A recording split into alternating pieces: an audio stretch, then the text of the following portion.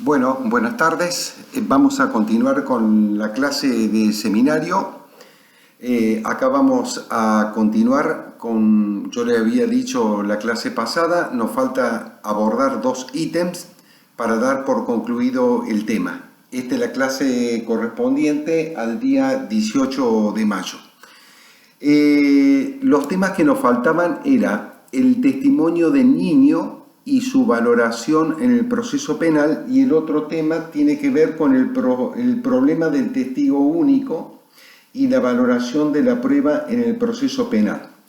Con relación al testimonio del niño y su valoración en el proceso penal, esta temática tiene mucho que ver con lo que nosotros habíamos hablado la clase pasada, porque si nosotros habíamos hablado de la problemática de la violencia de género, cómo se abordaba y cómo se valoraba el testimonio de la víctima de una violencia de género y qué importancia tenía y hasta dónde se podía dar total credibilidad a hechos de esa naturaleza donde no había prueba independiente, con mayor énfasis se estudia en doctrina y lo aborda también la jurisprudencia, qué es lo que ocurre cuando la víctima de un delito, y podemos también enmarcarlo en un delito de abuso sexual, es un niño, una niña menor de edad.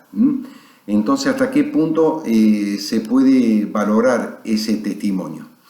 El problema que se le adjudica a estos tipos de testimonio es que justamente estamos ante un ofendido de que tiene muy pocos años de vida, podemos pensar en 5 años, 8 años, 12 años, y cómo se valora eso desde el punto de vista penal.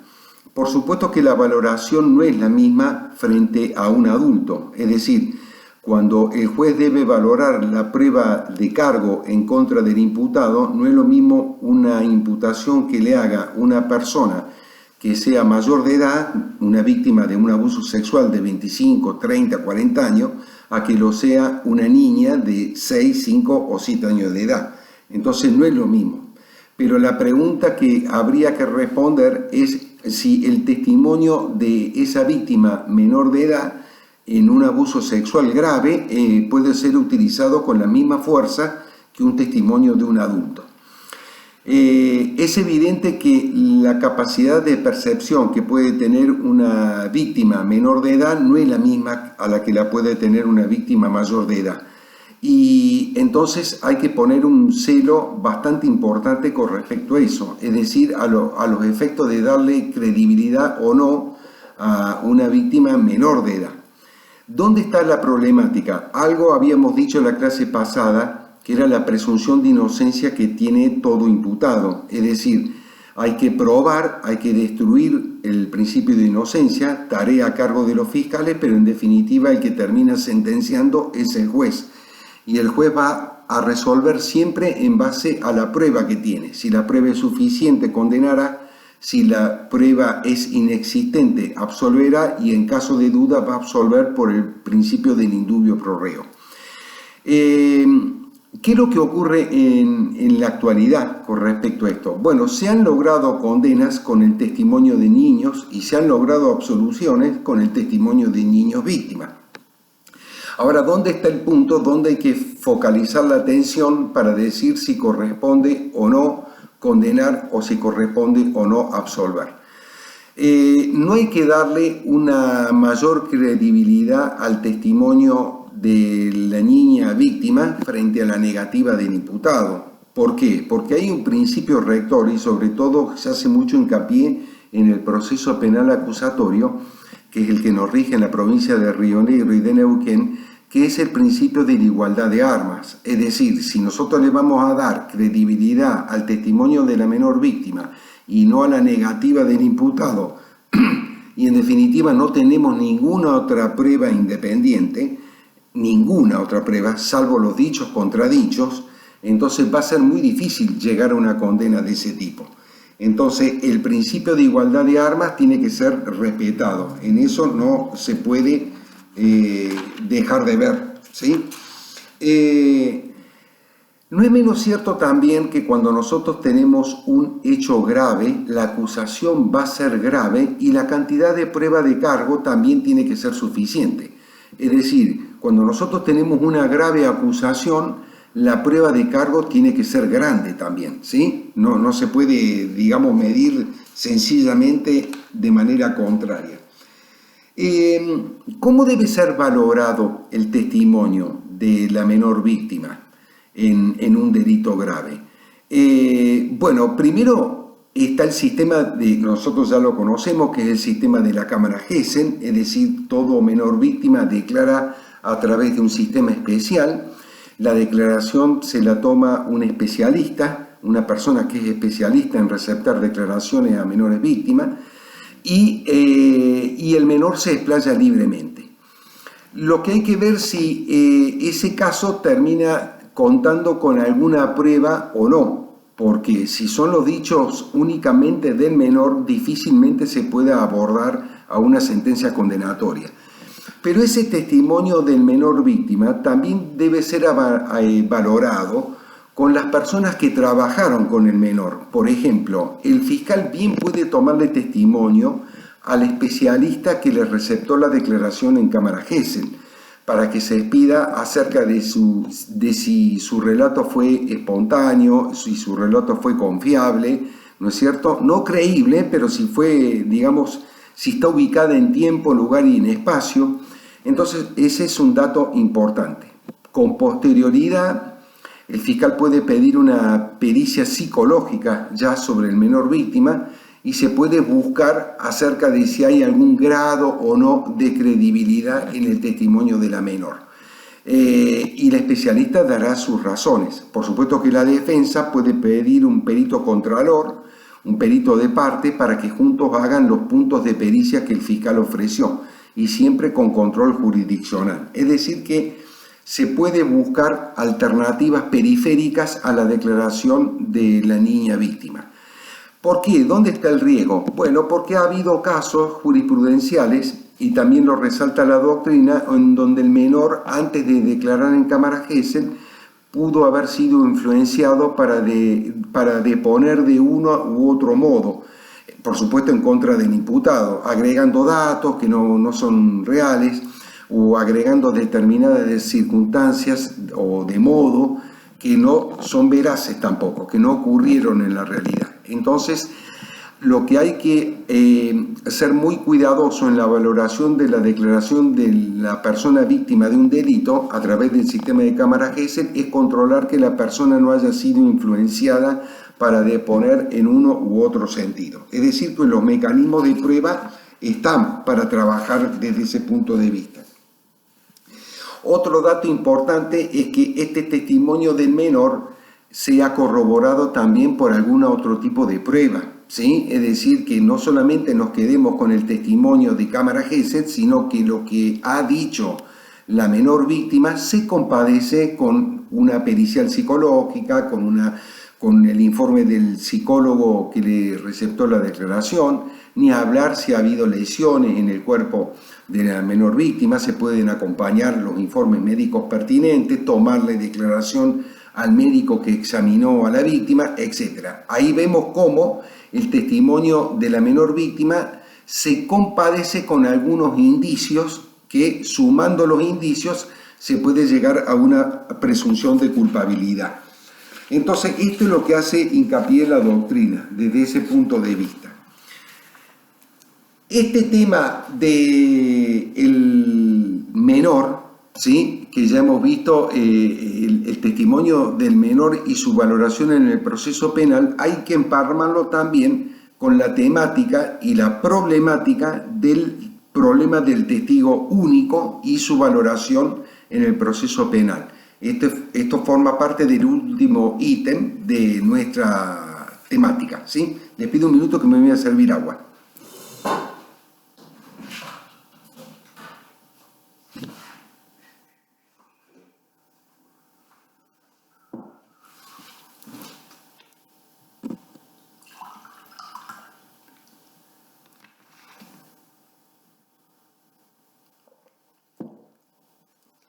Bueno, el problema del testigo único Es un tema que en doctrina y jurisprudencia ha generado mucha tensión a los fines de poder concluir si se puede condenar a una persona únicamente con el testimonio del testigo único. Si se puede condenar o no. Bueno, la respuesta, digamos, es muy pendular porque depende de cada caso concreto, ¿sí? Acuérdense que la culpabilidad siempre es personal y no real. Y si es personal, se dirime en un proceso con las reglas del debido proceso y la defensa en juicio. Pero lo importante es que hay una regla que tiene mucha fuerza, que es si únicamente se cuenta con el testimonio de la persona, del testigo único, frente a la negativa del imputado o la abstención del imputado, es muy difícil que haya una sentencia condenatoria. Por lo tanto, cobra mucha fuerza el rol del fiscal, que cuando recepte una denuncia y sabe que está frente a un testimonio de una persona que sufrió un hecho delictivo y sabe que en principio, por la forma en que fue ejecutado el episodio, no cuenta con ninguna otra prueba directa, ¿sí? Directa, es decir, fue un delito que se cometió dentro de un dormitorio, por ejemplo, o dentro de una casa, sin testigo ni nada. Ahí el fiscal tiene que prender la lamparita y decir, ojo que estoy con un caso en principio de testigo único.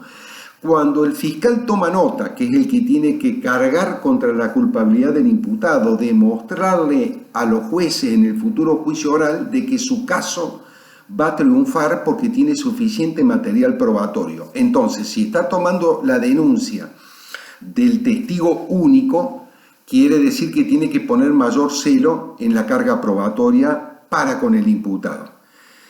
El fiscal lo primero que tiene que hacer es preguntarse si realmente está frente a un caso de testigo único o no, porque no todos los casos que cuentan con el testimonio de una sola persona son casos de testimonio único. ¿Por qué?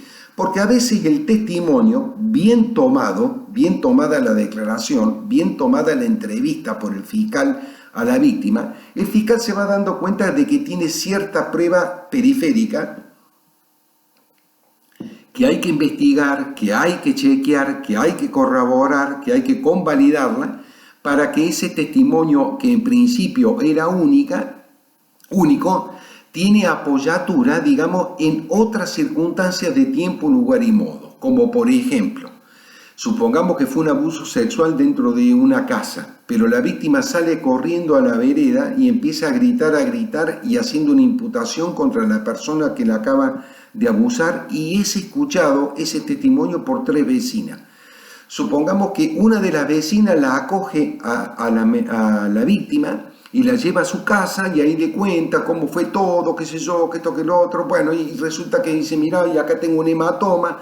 Bueno, entonces dice, mirá, vamos al médico, y la lleva al médico. Es decir, y ahí se va generando la prueba. Es decir que en principio se contaba con el testimonio de una única persona, pero el fiscal, a medida que va desmenuzando la declaración de la víctima, se va dando cuenta que tiene prueba periférica, digamos, para abordar.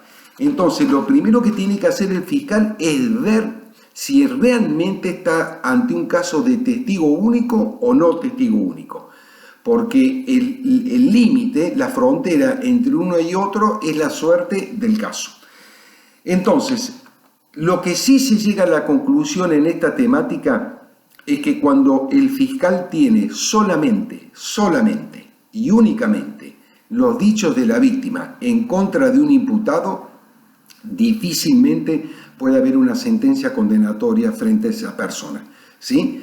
Entonces el fiscal, el que tiene la carga probatoria, la obligación de probar el hecho denunciado, tiene que empezar a buscar pruebas, digamos, que estén alrededor de ese testimonio. Por lo tanto, la forma, la modalidad, la carga que va a tener el fiscal de tomarle declaración a esa víctima tiene que ser muchísimo mayor frente a un caso donde ya de antemano el fiscal tiene testigos, pericia, fotografía, inspecciones oculares, croquis del lugar del hecho, pericias caligráficas, pericias sobre el arma, etc. Pero estamos hablando frente a casos donde ocurrieron en soledad, donde únicamente el fiscal tiene el testimonio de esa única persona. Entonces tiene que determinar si realmente está ante un caso de testigo único o no. Si lo llega a estar, va a tener que preocuparse para buscar mucho más material probatorio, porque en definitiva está acreditado ya por la doctrina y la jurisprudencia que con un único testimonio independiente que no tenga ninguna apoyatura en nada más, difícilmente se va a poder lograr una condena. Pensemos simplemente en otro delito, por ejemplo, es el delito de amenaza, que es el anuncio verbal, futuro, grave e injusto que comete el autor contra el ofendido. Y supongamos que lo dijo dentro de una vivienda. Entonces, la víctima fue la única que escuchó la amenaza y el autor del hecho fue el único que la profirió.